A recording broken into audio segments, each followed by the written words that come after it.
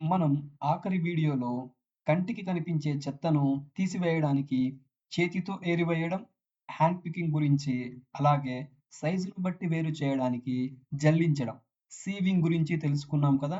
అయితే ఒకవేళ ఆ మలినాలు మరియు గింజలు 2 ఒకే రంగు, ఒకే సైజులో ఉండి బరువులో మాత్రం తేడా ఉంటే ఏం చేయాలి?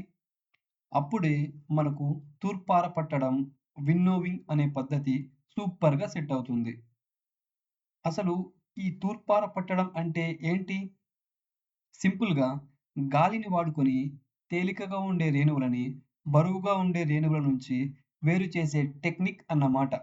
బియ్యం, గోధుమలు లాంటి బరువైన ధాన్యం నుంచి ఊక మరియు పుల్లల లాంటి తేలికపాటి వేస్ట్‌ని తీసివేయడానికి ఇది బెస్ట్ మెథడ్.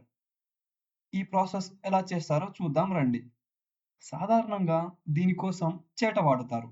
మిక్స్ అయిన ధాన్యాన్ని ఈ చేటలో తీసుకొని గాలి ఆ గింజల మధ్యలో నుంచి వెళ్ళేలా ఆ చేటను నెమ్మదిగా కదిలిస్తారు.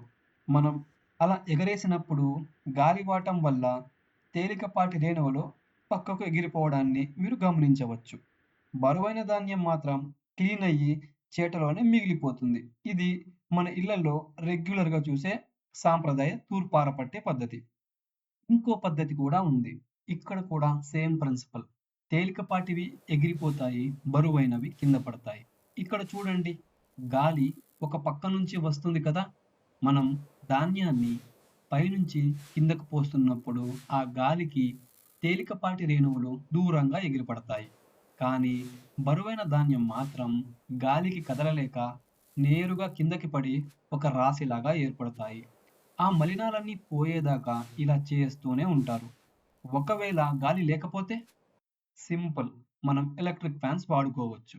నేచురల్ గాలి లాగే ఫ్యాన్ గాలికి కూడా తేలికపాటి రేణువులు ఎగిరిపోతాయి. గింజలు మాత్రం కింద రాశిలాగా జమవుతాయి. సో, ఫైనల్‌గా చెప్పాలంటే తూర్పార పట్టడం అనేది గాలిని వాడుకొని బరువు మరియు తేలిక పదార్థాలను వేరు చేసే పద్ధతి. ఈ వీడియోలో చూశారుగా, ఈ ప్రాసెస్ వల్ల పుల్లలు మరియు ఆకులు గాలికి ఎగిరిపోయాయి. మనకు కావలసిన బియ్యం మరియు గోధుమల లాంటి బరువైన ధాన్యం మాత్రం మిగిలిపోతాయి. ధాన్యాన్ని క్లీన్ చేయడానికి ఇదొక పర్ఫెక్ట్ మెథడ్. ఈ వీడియోలో మనం నేర్చుకున్నది ఒకసారి గుర్తు చేసుకుందాం.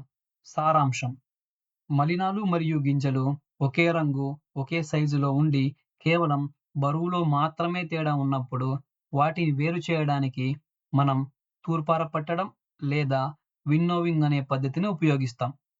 ఈ పద్ధతిలో ప్రధానంగా గాలిని ఆయుధంగా వాడుకుంటాం. గాలి వీస్తున్నప్పుడు ధాన్యాన్ని చేటతో ఎగరవేయడం లేదా ఎత్తు నుండి కిందకు పోయడం ద్వారా తేలికగా ఉండే ఊక మరియు ఆకులు గాలికి దూరంగా ఎగిరిపోతాయి. బరువు ఉండే ధాన్యం మాత్రం గాలికి కదలలేక నేరుగా కింద పడి ఒక రాశిలాగా ఏర్పడుతుంది. ఒకవేళ సహజంగా గాలి లేకపోతే ఎలక్ట్రిక్ ఫ్యాన్ గాలిని కూడా ఇందుకోసం వాడుకోవచ్చు.